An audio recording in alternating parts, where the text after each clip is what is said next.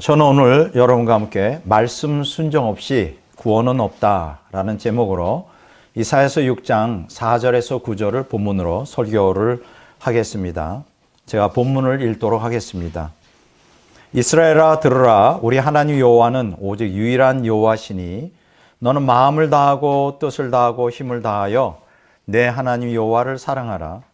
오늘 내가 내게 명하는 이 말씀을 너는 마음에 새기고 내 자녀에게 부지런히 가르치며 집에 앉았을 때든지 길을 갈 때든지 누워 있을 때든지 일어날 때든지 이 말씀을 강론할 것이며 너는 또 그것을 내 손목에 메어 기호를 삼으며 내 미간에 붙여 표로 삼고 또 내 집 문설주와 바깥문에 기록할지니라. 아멘. 자, 저는 오늘 말씀 순종 없이 구원은 없다라는 제목으로 설교하려고 합니다. 제게 가장 어려운 것은 설교의 주제를 잡는 것입니다. 이게 가장 어려워요. 사실 설교하는 것보다 어떤 주제로 4번에 걸쳐서 설교할까. 제가 이제 4번의 하나의 카테고리를 정해서 한 범주씩 하나씩 이렇게 주제씩 설교하는데 그때가 제일 어려워요. 그래서 이번에도 이제 어떤 주제로 설교할까 이제 고민하면서 기도를 하는데 이제 갑자기 제 마음속에서 말씀 순종 없이라는 요 화두를 가지고 이제 설교를 해야 되겠다 하는 생각이 들었습니다. 자, 그런데 오늘날 기독교인들이 이 주제를 선호하지 않아요. 그래서 사실은 별로 솔직히 하고 싶지 않습니다. 제 개인적으로. 왜냐하면 사람들이 싫어하는 거를 제가 굳이 설교로 해야 되겠는가 이렇게 망설이고 있는데 어느 날 감동이 오는 거예요. 성령의 감동이. 영 깊은 곳에서 무슨 이제 감동이 오느냐면 이런 말씀이 들립니다. 듣든지 아니 듣든지 너는 전하라. 여러분들이 이게 어디에 있는지 잘 알 거예요. 에스겔서 2장 3절에서 7절에 보면 에스겔 선지자에게 하신 얘기예요. 에스겔도 똑같은 상황에 접합니다. 자기가 복음을 전하지만 하나님의 메시지를 전하는데 사람들이 싫어하거든요. 전하고 싶지 않은 거예요. 망설여지는 거예요. 그랬을 때 하나님께서 에스겔에게 한 얘기입니다. 너는 듣든지 아니 듣든지 너는 전하라. 자, 에스겔서 2장 3절에 7절은 여러분들이 나중에 좀 읽어보시기를 바랍니다.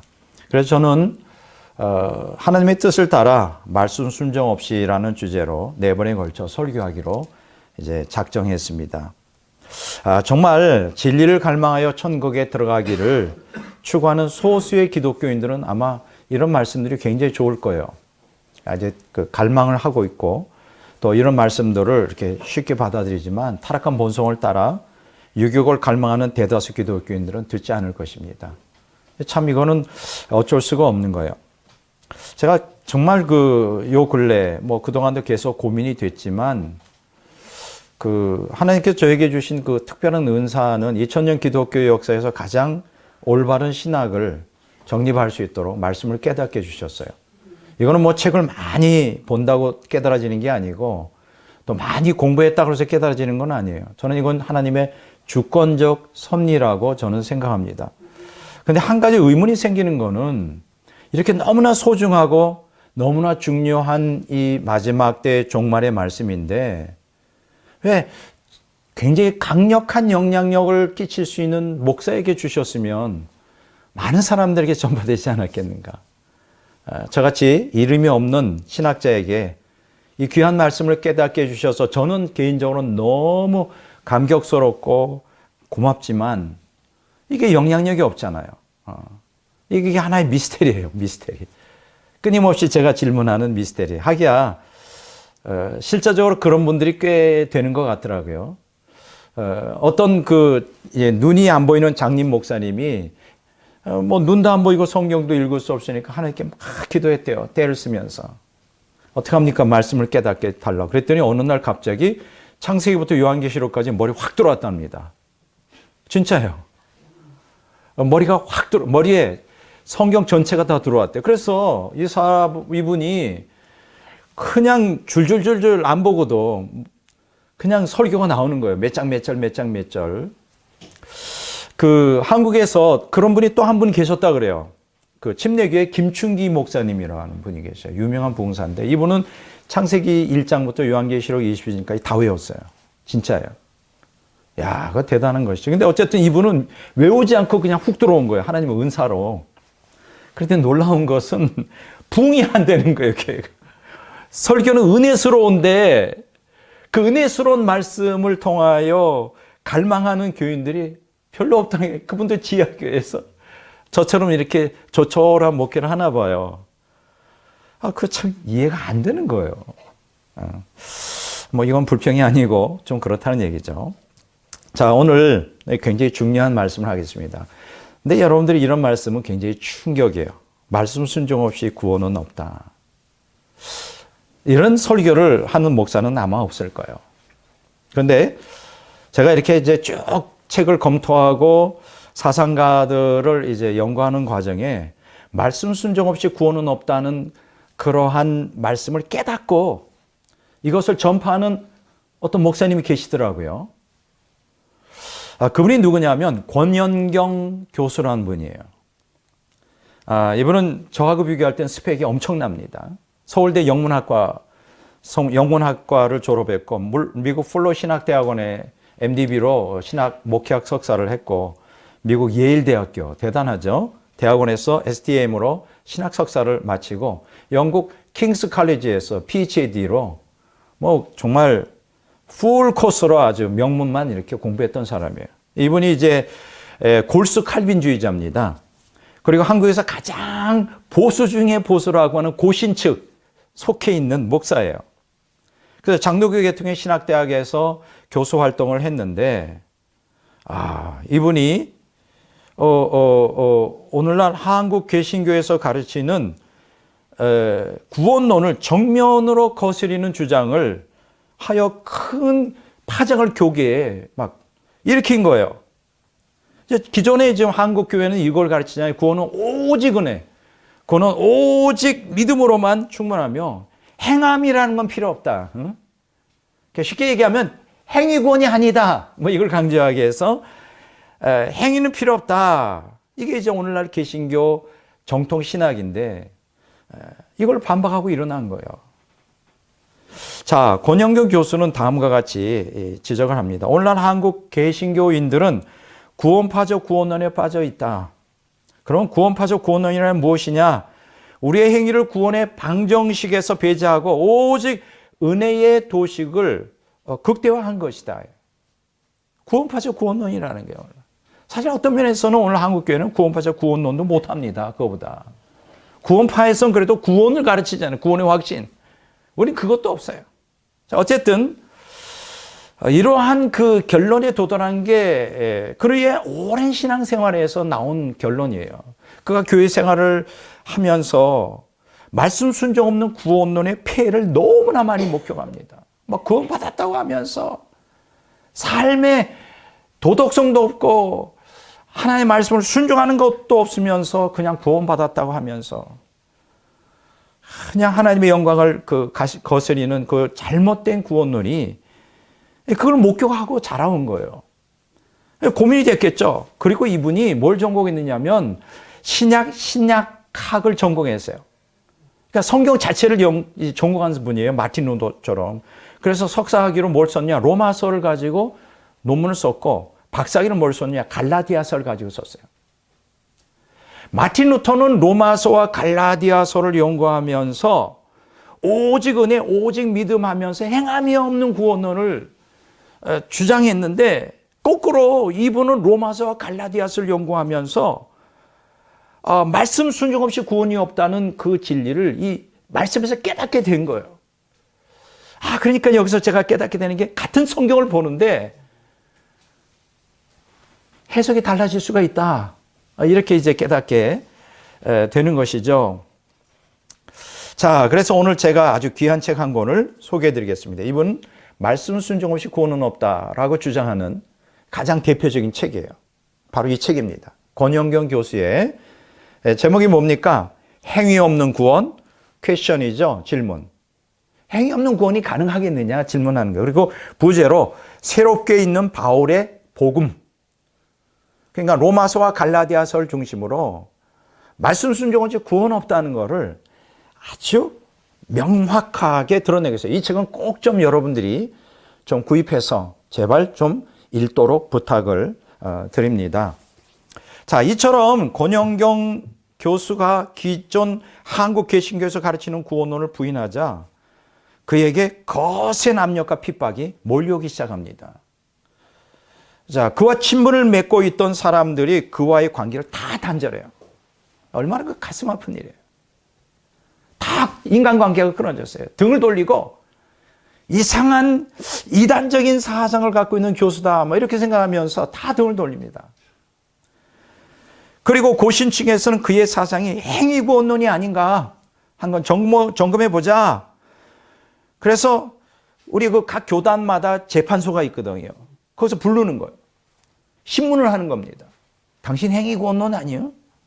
지금 우리의 기존 정통적인 복음을 갖다가 거스리는 이단적 사상이 아니에요? 한 번 부르는 게 아니라 또 부르고 또 부르고. 이분이 정말 굉장히 힘든 시간들을 보냅니다. 어떻게 됐을까요? 그럼에도 불구하고 권연경 교수님은 이에 굴하지 않습니다. 진리의 길, 좁은 길로 가고 있는 거예요. 그렇잖아요, 여러분? 진리는 타협할 수 없는 거잖아요. 그래서 오늘 이렇게 저처럼 말씀 순종 없이 구원은 없다라는 것을 깊이 깨닫는 권영경 교수. 이분은 저보다 더 많이 배운 분입니다. 자, 그러면 오늘 본문 말씀이 이사야서 6장 4절에서 9절까지인데, 신명기. 예, 신명기 6장 4절에서 9절인데, 이 말씀이 뭐냐? 언약 백성들이 하나님의 말씀에 대해서 어떤 자세를 가져야 되는지 하나님이 아주 가르쳐주고 있어요. 잘 들어보시기 바랍니다. 먼저 신명기 6장 4절 5절에 보면 언약 백성은 영과 혼과 몸을 다하여 하나님을 사랑하라고 하나님이 명령하고 있어요. 홀 퍼슨이죠. 전인으로 하나님을 사랑하라.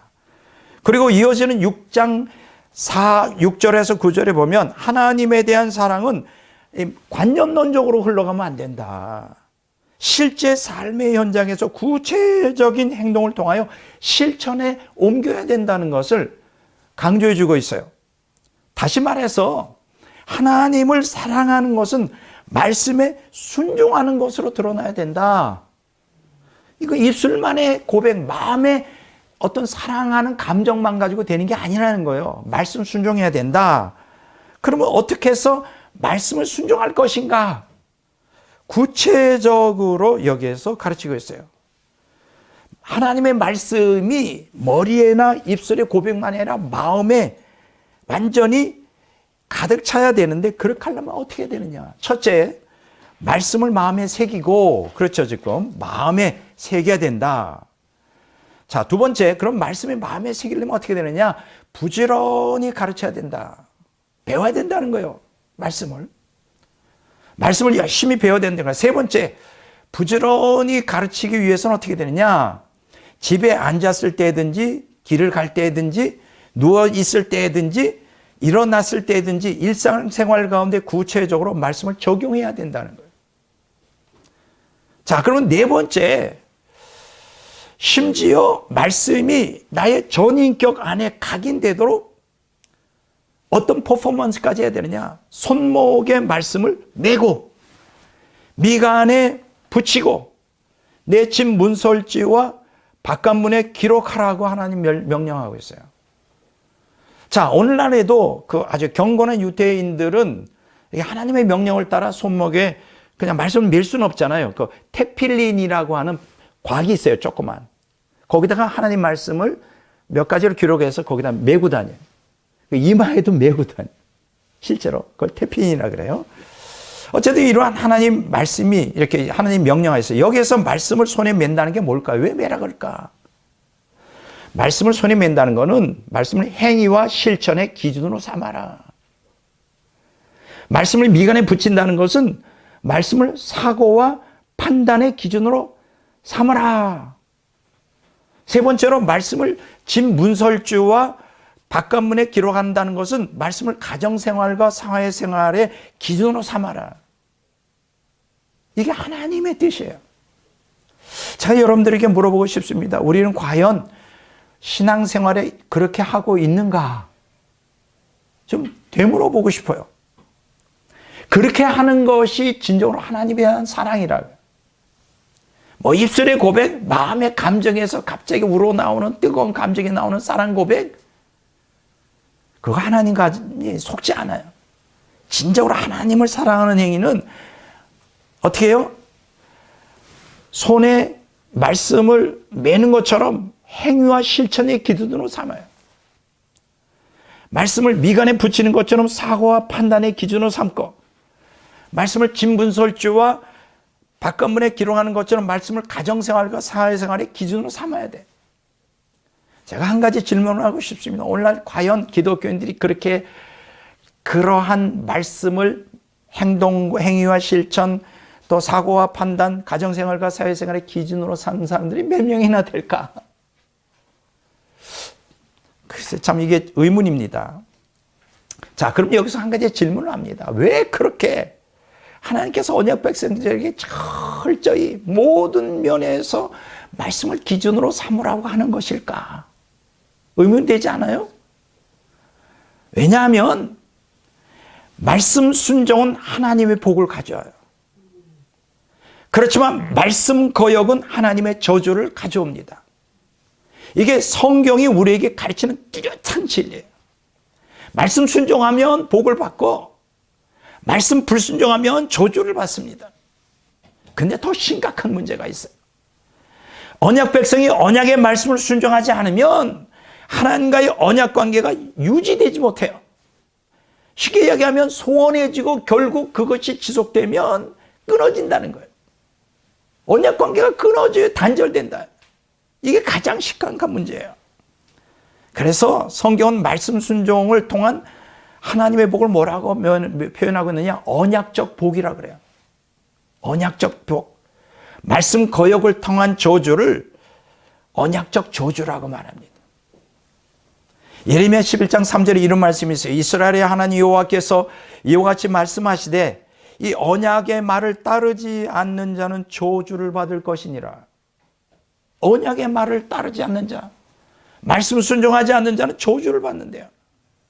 이게 불신자에게 한 얘기가 아니죠. 이런 말씀을 한번 들어봤어요. 그냥 예수 믿으라는 얘기는 많이 듣고 은혜로 믿음으로 구원받는 얘기는 많이 들었지만 말씀 순종하지 않으면 언약적 저주를 받는다.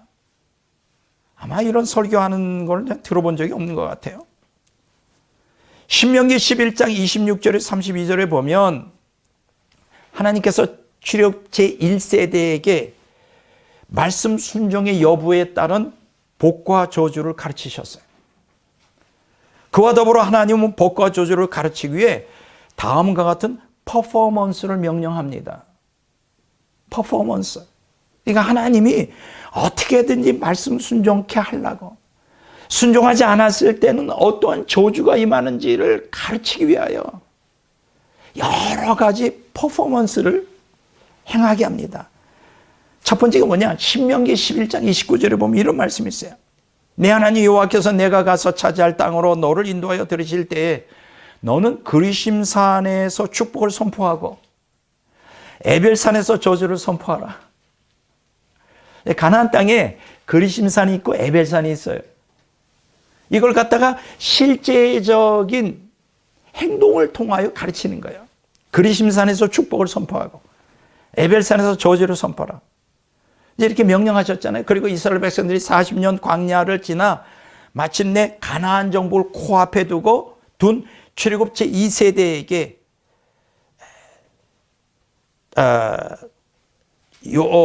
이 세대에게 모세는 요단을 너희가 건너는 후 축복과 저주의 퍼포먼스를 행하라고 신명기 27장 11절에서 13절에 그렇게 말을 하고 있어요. 하라는 거예요. 그렇게. 자, 그리고 이런 명령 끝에 다음과 같은 멘트를 붙입니다. 신명기 27장 26절에 보면 이런 말씀이 있어요. 이 율법의 말씀을 실행하지 아니하는 자는 저주를 받을 것이라 할 것이요 모든 백성은 아멘 할지니라. 그러니까 1세대에게 출애굽 1세대에게 하나님이 이 퍼포먼스, 그리심산의 축복을 에벨산에서 저주를 선포하라고 명령하시는데 그거를 다시 제2세대, 출애굽 제2세대에게 모세가 죽기 직전에 가나안 땅 들어가기 전에 다시 이 퍼포먼스를 할 것을 다짐을 시킵니다. 하라고. 마침내 이스라엘 백성들이 어떻게 됩니까? 여호수아를 따라 가나안에 들어가고 이제 들어가죠. 그런데 여호수아서 8장 30절에서 35절에 보면 축복과 저주 퍼포먼스를 마침내 실행하게 됩니다. 즉 언약궤를 중심으로 제사장들이 그 가운데 쓰고 한쪽에 그리심산에 여호수아가 축복의 내용을 낭독할 때 6지파가 아멘 하고 화답하고 다른 에벨산에서 여호수아가 저주의 내용을 낭독할 때는 또 다른 6지파가 아멘 하고 대답하게 아예 그냥 살아있는 현장 교육을 시켜요. 왜 하나님은 이러한 퍼포먼스까지 행하게 하는 것일까요? 하나님의 말씀에 순종하지 않았을 때 어떠한 재앙과 비극이 초래될 것을 너무나 하나님은 잘 알고 계셨거든요. 그래서 이러한 퍼포먼스를 이제 실행하게 돼요. 그리고 또 심지어 마음이 놓이지 않는 거예요, 하나님. 사람은 그렇게 호롤하지 않습니다. 말씀 잘 안 들어요. 그러니까 뭐까지 시키느냐? 야, 하나님이 이스라엘 백성의 언약 말씀을 불순종하여 하나님과 언약 관계가 단절되고 언약적 저주를 받을까 봐 하나님이 노심초사하는 거예요, 하나님. 그래서 모세가 죽기 직전에 출애굽 제2세대에게 뭐라고 했느냐? 노래를 지어 부르게 하는 거예요. 여러분, 사람이 그냥 어떤 그 내용을 암송하는 것보다 더 좋은 게 노래로 하면 이게 확 와닿아요. 더 쉽게 이해가 되고. 하나님 그걸 쓰는 거예요. 노래로 지어 불러 그들을 교육하라. 신명기 31장 19절에 나옵니다. 그러므로 이제 너희는 이 노래를 써서 이스라엘 자손들에게 가르쳐 그들의 입으로 부르게 하여 이 노래로 나를 위하여 이스라엘 자손들에게 증거가 되게 하라. 그래서 하나님의 명령을 따라 신명기 32장 44절에 보면 모세와 여호수아가 노래를 작시를 해요. 물론 하나님이 주신 것이죠. 그래서 이스라엘 백성들에게 그거를 노래를 가르칩니다. 내용이 꽤 길어요. 여러분 나중에 한번 좀 보세요. 신명기 32장 1절에서 43절까지 노래의 내용이 나옵니다. 어떻게 하나님이 너희를 사랑하고 출애굽을 시켰으며 너희들을 복을 주셔서 선민으로 택했는데 이제 말씀에 순종하여라. 그럼 복을 받을 것이다. 그러나 순종하지 않으면 어떻게 되는지 알지? 저주를 받아. 그러니까 이 말씀을 잊지 말고 꼭 순종하도록 하라. 그런 내용이에요. 이걸 우리는 흔히 뭐라고 말하냐? 모세의 노래라고 그럽니다. 모세의 노래. 신명기 31장 30절에 보면 이제 나와요. 자, 제가 이미 위에서 쭉 언급한 대로 왜 하나님은 이스라엘 백성들에게 이러한 아까 그 신명기 6장에 있는 말씀처럼 막 그 미간에도 붙이고 뭐 손목에도 붙이고 그리고 집 문설주 박 안에 뭐 그거 붙이고 이제 나중에는 이제 축복선과 저주산에서 퍼포먼스까지 행하고 그것도 모자라인지 그냥 노래까지 지어가지고 하나님의 말씀에 순종하더라. 순종하지 않으면 저주받는다. 왜 이렇게 할까? 왜 그렇게 말씀 순종을 강조할까? 좀 아까 말씀드렸지만 말씀 순종하지 않으면 하나님과 언약 백성 사이의 관계가 유지가 안 된다고, 깨진다고. 그리고 언약 백성은 언약적 저주를 받아요. 그래서 하나님은 이 사실을 각인시키기 위해서 다양한 방법으로 퍼포먼스를 행하도록 명령하는 거예요. 자, 그럼 여기서 한 가지 질문이 생깁니다. 이러한 구약 언약 백성에 대한 하나님의 명령은 신약 언약 백성들에게는 적용이 되냐 안 되냐? 그대로 적용이 돼요. 이게 중요한 거예요. 오늘날 많은 개신교인들이 구약의 유대교인들에게 주신 명령은 신약의 기독교인들에게 주신 명령은 다르다고 생각해요. 이게 얼마나 잘못된 것인지. 똑같아요, 똑같아. 동일한 하나님이잖아요. 동일한 구원이잖아요. 구약의 언약 백성들도 말씀에 순종할 것을 명령하신 것처럼 신약의 언약 백성들에게도 하나님 말씀에 순종할 것을 명령했고 구약의 언약 백성들은 말씀 순종 없이 구원이 없다라는 것이 진리라면 신약의 언약 백성들에게도 말씀 순종 없이 구원은 없다라는 이 명제가 오늘 신약 백성들에게 적용되는 거예요. 과연 그럴까요? 과연 그럴까? 신약에서 제가 증명해 보일 거예요. 증명해 보일게요. 신약에도 그 말씀으로 가득 차 있어요. 자, 그러면 첫째 뭐냐? 잘 들어보세요. 회개 없는 신앙으로는 구원받을 수 없다. 회개 없는 신앙으로는 구원받을 수 없다. 먼저 이 말씀부터 알게요. 자, 말씀 순종의 가장 기본적인 요소는 회개입니다. 왜 그럴까요? 우리가 진정으로 말씀에 순종하려면 먼저 죄를 회개해야 돼요. 그러니까 죄를 회개함 없이 말씀을 순종한다는 이 도식이 성립이 될 수가 없어요. 상식 아닙니까? 그렇죠? 내가 죄 가운데 있는데 어떻게 말씀을 순종하겠어? 그러니까 말씀을 순종하려면 죄를 먼저 회개해야 돼. 회개 없이 말씀 순종이 불가능하기 때문이죠. 그래서 회개 없는 신앙으로는 구원받을 수 없다. 이 말씀 드리려고 해요.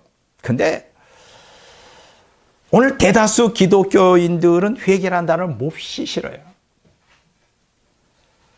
우리 한국의 정말 큰 대형교회, 성공한 강남의 어떤 교회 목사님이에요. 어느 교회라고는 말하지 않겠지만 그분이 본인이 실토한 거예요. 이분은 정말 깨어있는 목사님으로 종종 성도들에게 죄를 회개하라 막 설교합니다. 교인들이 되게 싫어요. 막 복받으라 할 때는 막 아멘 하면 나오는데 회개하라 할 때는 뭔가 그냥 막 눌린 것처럼 막 인생이 찌그러지면서 막 인상 팍팍 쓰고 있다요. 그런데 어느 날 그 회개하라는 말씀이 너무 강도가 좀 셌나 봐.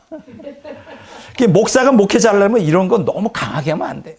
살짝 넘어가요. 그래서 우리 한국에 아주 큰 목회에 성공하신 분은 이분이 얼마나 머리가 좋고 지혜로운지 굉장히 그 말씀을 잘 전하는데 십자가에서 우리가 죽었다. 거기까지만 딱 끝나요. 십자가를 짊어지고 가라면 이제 쫓겨나는 거지. 머리가 참 좋아가지고 십자가에서 예수님이 우리를 위해 죽으셨고 우리 옛사람이 십자가에 죽었습니다. 거기까지만 딱 얘기해. 그러니까 우리가 죽었다니까 우리가 대가를 치를 것도 없고 너무 교인들이 좋아하는 거야. 내가 죽었다니까. 거기까지. 우리 목사님이 복음적이다. 그래서 막 교회가 크게. 근데 그 목사님이 십자가를 날마다 지십시오. 죄로 회개하십시오. 아마 쫓겨났을 거예요. 머리가 좋은 거지. 나는 머리가 좀 별로 안 좋은 것 같아요. 어쨌든 그 강남에 있는 큰 교회 목사님이 그날따라 좀 열받았나 봐. 교인들이 답답하고 회개 안 하고 그냥 뺀질뺀질하니까 그날 좀 강도가 좀 세게 회개가 나갔어요. 근데 일이 벌어졌어요. 설교를 끝나고 당회장실에 앉아있는데 권사님, 여자 권사님 수십 명이 몰려와서 씩씩씩씩거리면서 그럼 뭐라고 거기 대표가 뭐라냐. 아니 목사님, 우리가 수십 년 동안 이 교회를 개척해서 목사님 보필하고 교회 부흥을 위하여 뼈 빠지게 헌신하고 전도하고 봉사하고 헌금하고 했는데 우리가 뭐 죄가 이렇게 많다고 매일 죄를 얘기하냐고. 다부터 그런 소리 하지 마요. 아이고 목사님이 어이가 없어가지고. 이게 현실입니다. 교인들을 회개 안 하는 거 싫어요. 왜냐하면 회개라는 것, 또 죄를 회개하는 게 죄를 윤리적으로만 생각하기 때문에 강도질이나 사기나 나 언제 강도했냐, 간음했냐, 강도질 아니야.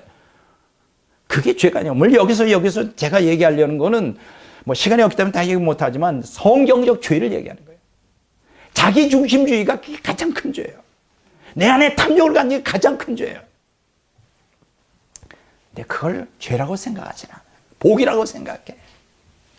어쨌든 오늘 현대 기독교인들은 회개라는 단어를 몹시 싫어하는데 우리가 예수님을 구주로 믿을 때 또 이딴 식으로 가르쳐요. 과거와 현재, 미래의 모든 죄가 그리스도의 보혈로 용서받았기 때문에 거듭난 이후에는 범하는 죄는 다 자백만 하면 돼요. 회개가 어디 있어, 자백. 회개하면 그 거듭난 게 아니에요. 이딴 식으로 또 가르치는 희한한 또 교리가 있어요. 그래서 회개를 안 해요. 자백만 하면 되죠. 아이고 하나님 잘못했어요. 매 주일마다 어떤 사람들을 가득 그 죄를 자백하는 사람만 있어. 진짜 회개하지 않고. 그게 오늘날 교회를 가득 채우고 있어요. 그러니까 변화가 없죠. 진정한 회개가 교회에 없으니까 변화가 없는 거예요. 교인들이. 평생 바리새적인 신앙을 가지고 종교 생활하다가 끝나는 사람들이 얼마나 많은지. 그런데 성경을 연구해 보면요, 회개는 불신자가 거듭나기만을 위해 필요한 게 아니에요. 신자의 성화를 위해서도 반드시 필요한 거예요. 그걸 우리가 성경을 보면 깨닫게 됩니다. 그래서 전자를 뭐라고 말하냐? 죄인의 회개라고 부르고 후자를 신자의 회개라고 부르는 거예요. 기억하십시오. 죄인의 회개, 두 번째 신자의 회개. 죄인의 회개는 거듭나기 위하여 구원받기 위해서 예수님 영접할 때 하는 회개고, 신자의 회개는 예수님 영접한 후에 성화를 위하여 주님과 동행하기 위하여 회개하는 거예요. 그게 신자의 회개예요. 성경이 가르치는 회개라는 것은 뭐냐? 죄인의 회개든 신자의 회개든 죄를 인식하고 뉘우쳐야지. 뭐가 죄인지도 모르는데 어떻게 회개가 일어나겠어요? 이게 성령의 역사예요. 죄를 인식하고 뉘우쳐 죄에서 돌이키는 거예요. 깨닫고 뉘우치는 것만이에요. 내가 잘못, 그게 아니라 돌이켜야 돼, 돌이켜야 돼. 죄를 끊어야 되는 거예요. 여기까지가 회개예요. 만일 언약 백성이, 자, 그럼 회개하지 않으면 어떻게 될까? 쉽게 말하면 신자의 회개를 경홀히 여기고 하지 않으면 어떻게 될까? 이게 계속 쌓이면요, 하나님과. 하나님이 계속 회개하도록 어떤 때는 징계도 하고 권면도 하고 은혜도 부어주는데 그래도 말을 안 듣잖아요. 끝에 가서는 하나님의 관계가 단절돼요. 결국 타락해 구원을 상실할 수 있어요. 나는 그런 분들을 종종 봅니다. 특히 큰 사역을 했던 목사님들. 사역이 작고 할 때는 참 겸손하고 청빈하게 살다가 사역이 커지고 교회가 크게 부흥하고 세계적으로 알려지면 어쩌면 그렇게 타락하는지. 그래서 그 하나님이 계속 성령을 통해서 깨우쳐요. 1년, 2년, 5년, 10년, 20년. 근데도 말을 듣지 않아. 그게 어떻게 되냐? 구원을 상실해. 타락한 상태로 죽는 분들을 종종 보면서 안타까워요. 차라리 그러려면 크게 목회를 크게 안 하는 게 낫지 않아요? 불의 종이 안 되었으면 그렇게 교만하지는 않았을 텐데. 이 안타까움이 있어요. 자, 신구약 성경에서는 이 신자의 회개에 대하여 가르치면서 신자가 회개하지 않았을 때 어떠한 일이 벌어지는지를 경고하고 있어요. 구약 성경 한 구절 볼 거예요. 에스겔서 33장 11절에 보면 이스라엘 족속아 돌이키고 돌이키라. 너희 악한 길에서 떠나라. 어찌 죽고자 하느냐. 보세요. 이스라엘 언약 백성 아니에요. 구원받은 사람이에요. 돌이키라는 거예요. 회개하라는 거예요. 아니면 죽는다는 거예요. 죽는다는 게 육체의 죽음이 아니죠. 영혼이 죽고 지옥 간다는 거예요. 자, 그러면 신약에는 없을까? 있어요. 로마서 8장 13절에 너희가, 불신자가 아니죠. 신자죠. 너희가 육신대로 살면 반드시 죽을 것이다. 반드시 죽는데요. 지옥 간대요.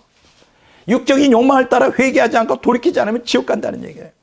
자, 그런데요, 신자의 회개가 결코 쉽지 않습니다. 쉽다 하면 누구나 다 하겠지. 정말 어려워요. 결코 쉽지 않습니다. 죄를 끊어내기 위해서는 죄에 대해 단호히 결단해야 돼요. 단호히 결단해야 돼요. 그 한신교회를 개척한 그 이중표 목사님의 간증이 떠올라요. 단호히 죄를 끊는 게 뭔지를 가르쳐주는 거예요. 그분이 너무나 사랑하던 여자가 있었대. 그래서 연애편지, 옛날엔 다 연애편지, 연애 스마트폰인데, 옛날에 더 좋았던 것 같아. 막 연애편지 보내고, 일주일간 기다려서 또 그거 받고, 막. 근데 어쨌든 연애편지를 해가지고 막 이렇게 막 쌓였나 봐요.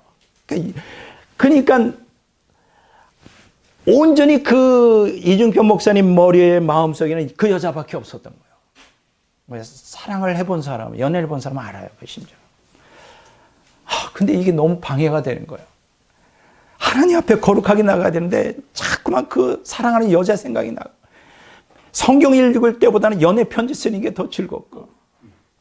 어떻게 된지 알아요? 그렇게 주중지 보물처럼 쌓아놨던 이렇게 거의 뭐 100장이 넘을 거예요. 그 연애 편지를 다 그냥 불태워버렸대. 쉽지 않아요. 절대 쉽지 않습니다. 단호히 결단한 거예요. 단호히 결단. 제가 아주 중요한 그 성경 구절을 소개해 드릴게요. 시편 101편에 보면 하나님에 대한 다윗의 맹세를 기록하고 있어요. 그 시편 101편 2절에 보면 다윗은 하나님 앞에서 온전한 마음으로 온전한 길을 가겠다고 다짐을 합니다. 그리고서 3절에 다음과 같은 결단을 합니다. 잘 들어보세요. 나는 비천한 것을 내 눈앞에 두지 아니할 것이요. 배교자의 행위를 내가 미워하리니 나는 그 어느 것도 붙들지 아니하리이다. 그러니까 내가 죄악된 길, 배교자의 행위 이런 것들을 내가 미워하고 하나님을 떠나지 않고 그것들에 집착하지 않겠다는 거예요. 근데 여기서요, 잘 들어보세요. 붙들다, 내가 붙든다 할 때 붙들다로 번역된 이드바크라고 하는 히브리어의 원형이 따바크인데 이게 참 재밌어요. 잘 들어보세요. 힘껏 뒤따라가서 들러붙는 거예요. 힘껏 뒤따라가서 그냥 들러붙는 거예요. 마치 자석이 플러스 마이너스 자석이 여러분 강력한 자석은요. 내가 한번 그걸 봤더니 떨어지질 않아. 얼마나 잘 만드는지. 그거 한번 조그만 자석인데 한번 이걸 띄워보려고 그러세요. 얼마나 이게 붙어. 그러니까 다윗이 그런 짓 안 하겠다는 거예요. 죄를 그렇게 범하지 않겠다는 거예요. 그 얘기는 뭐냐? 그 정도로 강하다는 거예요. 죄 유혹이. 여러분 죄 유혹이 강하지 않으면 누가 죄를 범하겠어요? 그렇죠? 강하니까 죄를 하지 말래도 자꾸 하잖아. 근데 보세요. 네 가지를 여기에 이 따바크라고 하는 단어가 적용된 예를 한번 들어보세요. 죄에 대한 유혹이 얼마나 강한지. 그래서 신자 회개가 그렇게 결코 쉽지 않은 이유를 말씀드려요. 첫째, 사무엘상 31장 2절에 나오는 얘기인데요. 원수를 죽이기 위해 전속력으로 뒤따라가는 행위예요. 저놈을 죽여야 돼. 원수를 갚다. 그럴 때는 눈에 뵈는 게 없지. 심정이 이해가 되세요? 불구대천지수라는 거예요. 한 하늘 아래 같이 존재할 수 없다는 거예요. 그러니까 둘 중 하나는 죽어야지. 그 중국의 무협지에 나오는 생각나죠? 바로 그거예요. 자, 두 번째, 사무엘하 23장 10절에 보면 목숨이 위태로운 상황에서 상대방을 제압하기 위해 검을 굳게 붙드는 행위예요. 내가 좀 죽게 생겼어. 생명 위협을 당해. 그러면 어떻게 돼? 막 필사적으로, 그렇죠. 초능력이 나오죠. 그럴 때. 막 칼을 굳게 잡고 그걸 제압을 해보려고 하니 얼마나 강하겠어요. 세 번째, 창세기 2장 24절에 보면 결혼한 남녀가 결합하는 행위예요. 아니, 남녀 간의 이 결합력도 보통이 아니지. 부모가 반대해도 없어. 내가 좋아하면 그냥 목숨을 걸어. 창세기 34장 3절에 보면 이성 간에 품는 뜨거운 연모의 정이에요. 이건 누가 막냐고. 영화 제목이 기억나네. Endless Love. 다 사기예요. 뭐 영원한 사랑이 어디 있어. 근데 어쨌든 연애할 때는 영원한 사랑이에요. 너 내 안에 있다. 그거는 성령이 내 안에 계실 때 하지 어떻게 그게 인간이. 어쨌든 Endless Love예요. 젊은 베르테리의 슬픔 때문에 자살하는 사람도 많다며. 그거 다 속은 거예요. 나이 들고 결혼 생활하고 10년, 20년, 34년 저 왼수 이제 나중에는 졸혼하겠다고 나서는 졸혼. 결혼을 이혼이 아니라 결혼을 졸업하겠다는 거예요. 야, 어쨌든 뭐 이것도 보통 뜨거운 열정이 아니죠. 목숨을 거는 거잖아요. 마찬가지예요. 이 따바크라는 단어가 죄에 대해서도 인간이 그렇게 느껴요. 인간에 대한 죄의 집착력 혹은 죄에 대한 인간의 집착력이 이만큼 강하다는 거예요. 근데 이걸 회개하는 게 쉽냐고. 그럼 죄를 끊어내려면 어떻게 해요? 목숨을 걸어야지. 단호한 결단, 투쟁. 제가요, 칼빈의 사상이 뭔지를 이해하기 위해서 이제 공부를 하는데 깜짝 놀랐어요. 칼빈이 5대 교리만 있는 줄 알았더니 아니에요. 칼빈이 영적 투쟁하라는 거예요. 죽을 때까지. 우리가 거듭났어도 우리 안에 옛사람에 대한 죄성이 강하기 때문에 죽을 때까지 투쟁하라. 칼빈주의자들 그거 안 가르치잖아요. 그냥 5대 교리만 칼빈이 가르친 줄. 천만에 그 5대 교리는 껍데기고 칼빈의 그 핵심 사상은 투쟁적 신앙을 가르치는 거예요, 저처럼. 근데 제가 투쟁적 사상을 얘기하면 저보고 이상한 눈으로 쳐다봐요. 근데 칼빈이 투쟁적 신앙을 얘기하면 박수를 또 쳐. 아, 왜 사람 차별하느냐고. 칼빈이 투쟁적 신앙을 가르쳤어요. 죄가 그렇게 쉽게 떨어져 나가지 않는다고. 이걸 좀 더 자세하게 설명하기 위해서 실화를 얘기해 드리겠어요. 제임스 프랭크 주연의 127시간이라는 영화가 있어요. 한번 좀 꼭 보시기 바랍니다. 127시간. 미국 영화인데 2003년, 이건 실화를 바탕으로 해요. 미국 유타주 블루존 캐년에서 홀로 등반에 나섰던 아론이라는 사람이 좁은 절벽 사이에 암석에 팔이 끼어 갇히게 됩니다. 빠져나오질 않는 거예요. 이 사막지대에서. 그는 그곳에서 자신의 지난 삶을 돌아봅니다. 그리고 그에게 있는 것이라고는 딱 3개밖에 없어요. 로프 하나하고 칼하고, 그것도 중국제 칼이라고, 그게 딱 잘 들지도 않는 무딘 중국제 칼 하나하고 500ml 물 한 병, 조그만 병 있잖아요. 그거밖에 없었대요. 자, 그 상상조차 할 수 없는, 그때부터 어떻게 됐냐. 이렇게 팔이 끼인 그 암석에서 벗어나기 위해 127시간 동안 사투를 했다는 거예요. 그러니까 시간으로 따지면 6일 동안 한 거예요. 24시간, 그렇죠? 6일 동안. 야, 대단해요. 근데 그곳에서 그는 어떻게 살아나올 수 있었을까? 자기 자신의 삶을 돌아봤다는 거예요. 친구, 연인, 가족. 그들을 이렇게 떠나서 죽을 수가 없는 거지. 그래서 생사의 갈림길에서 살아남기 위해 어떻게 했느냐. 실화예요. 무딘 중국산 칼로 팔을 절단해버렸어. 가능할까? 팔만 아니죠. 이 뼈가 있잖아. 이거 어떻게 절단했을까? 그때 무딘의 칼이 아주 좋은 칼도 놔뒀는데 왜 집에다 놔두고 중국산 무딘 칼을 갖다가 그거로 끔찍하죠. 그걸 썰은 거야. 그 이 살을 뜯어내고 이렇게 딱 걸린 이 뼈를 갖다가 부러뜨려 가지고 잘라내고 살아나왔어요. 영화 포스터에 이렇게 기록되어 있습니다. 잘 들으세요. 살고자 하는 의지보다 더 강한 것은 없다. 그렇죠. 죽는 것보다 낫잖아요. 파란 쪽. 이 영화를 떠올리면 반드시 내 마음에 떠오르는 구절이 있죠.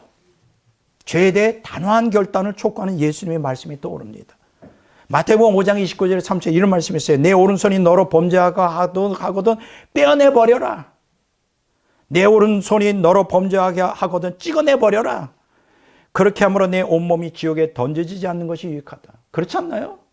지금 이 사람은 육체를 보존하기 위하여 팔을 갖다가 절단하고 그 고통을 감내했다면 이거보다 더 심각한 게 지옥 떨어지는 거잖아요.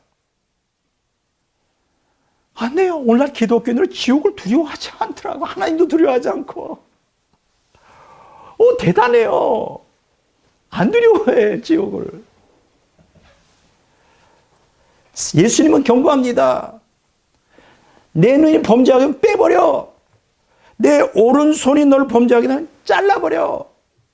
지옥에 떨어지는 것보다 낫지 않냐. 그렇잖아요. 이치에 맞지 않나요? 우리가 구원받아 천국에 들어가려면 이렇게 죄에 대해 단호한 결단과 투쟁이 필요해요. 회개 없이 말씀 순종은 불가능한 거예요.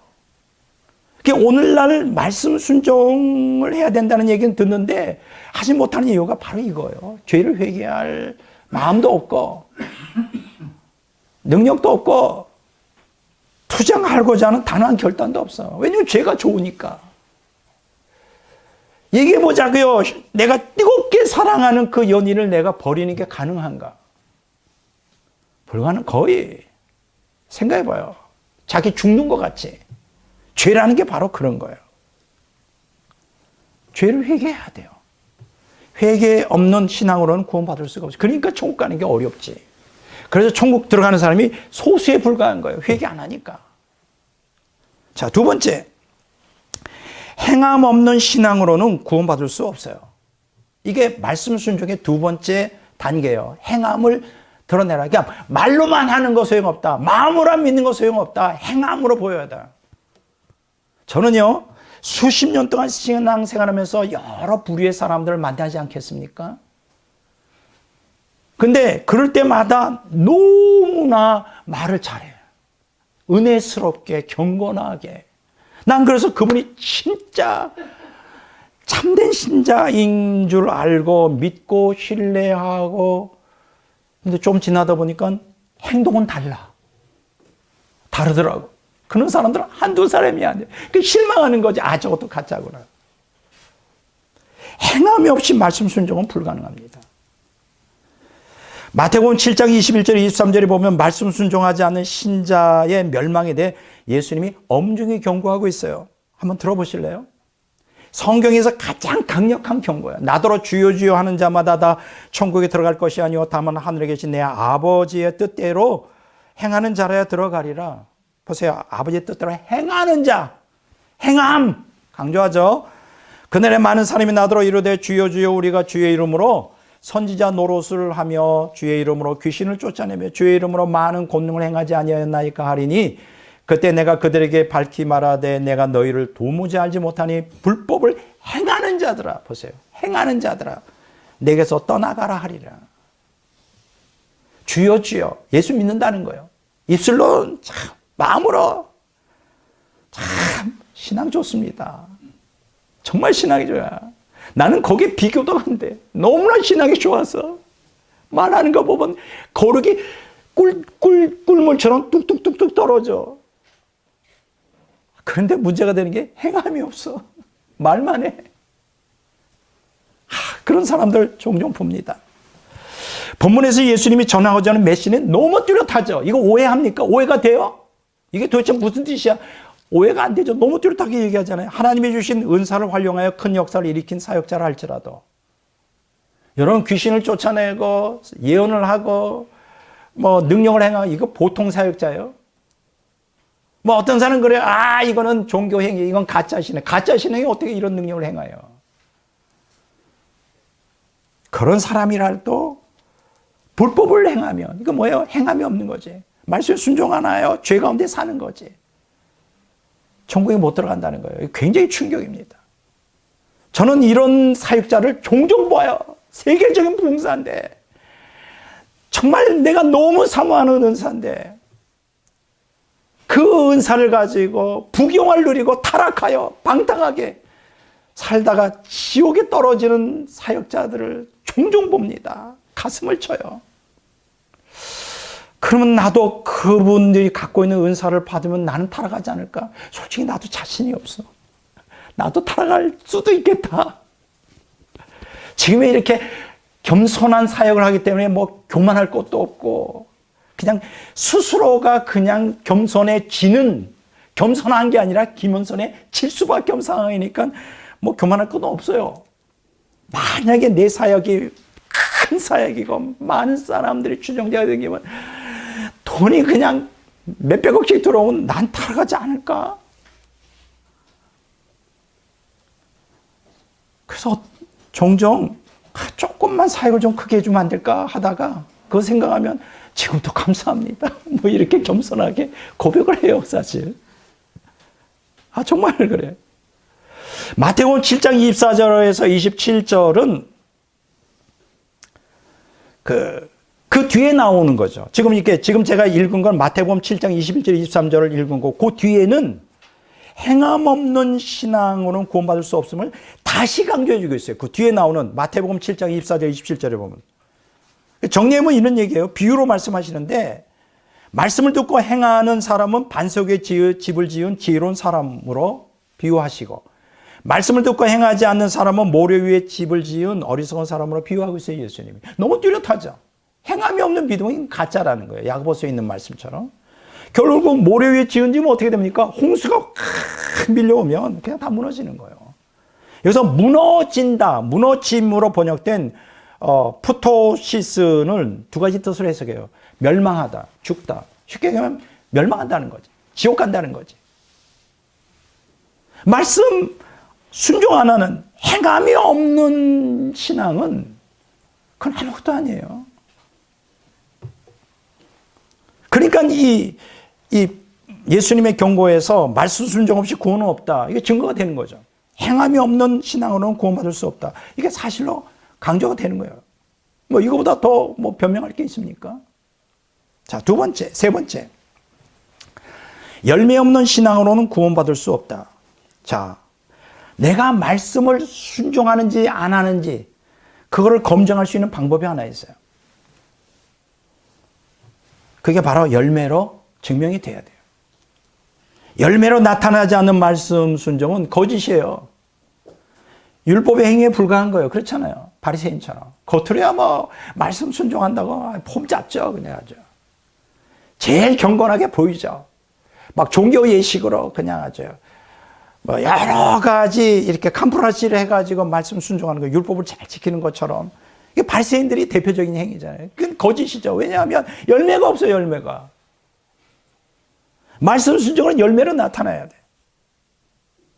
열매로 나타나자면 그건 거짓말이에요.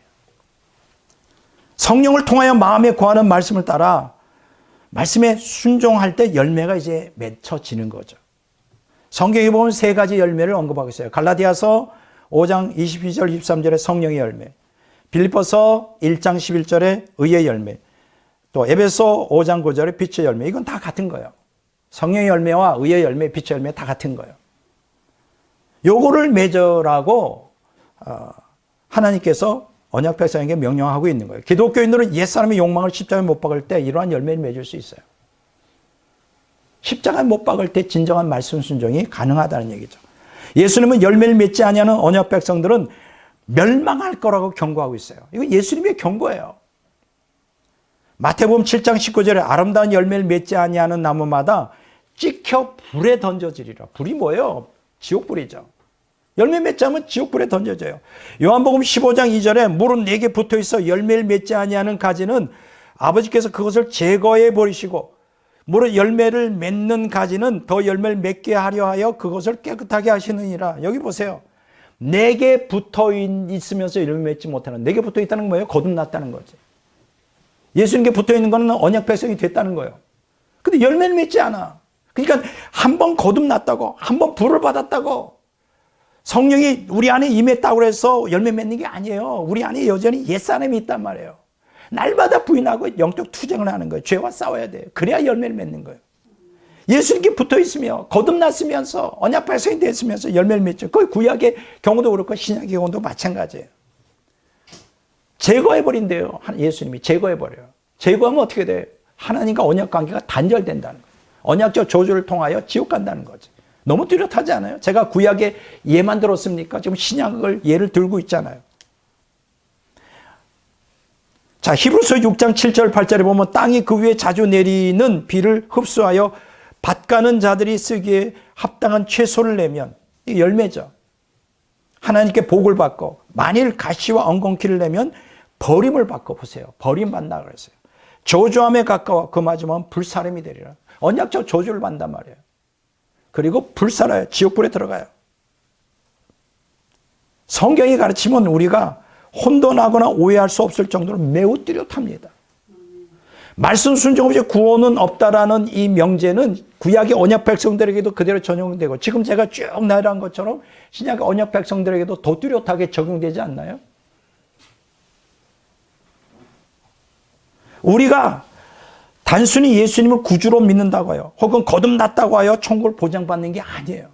근데 지금 그렇게 가르치고 있지 않아요.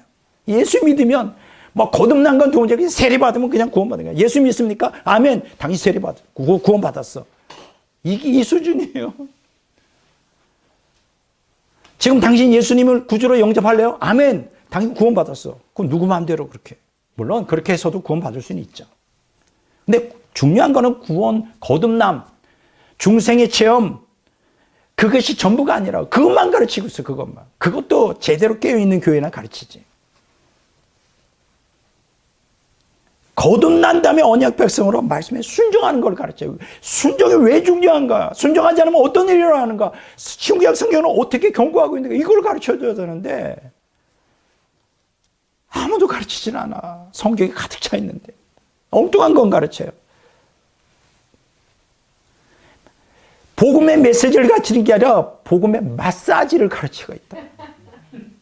교회가 마사지 샵이 되어버렸어요. 사람이 잠이 졸졸 오게, 마음이 편해지게, 심리학적으로. 아니, 교회가 무슨 심리 상담소예요. 죽어가는 지옥을 향해 가는 영혼들을 건지는 곳이 돼야 됩니다. 마사지가 되면 어떡하냐고.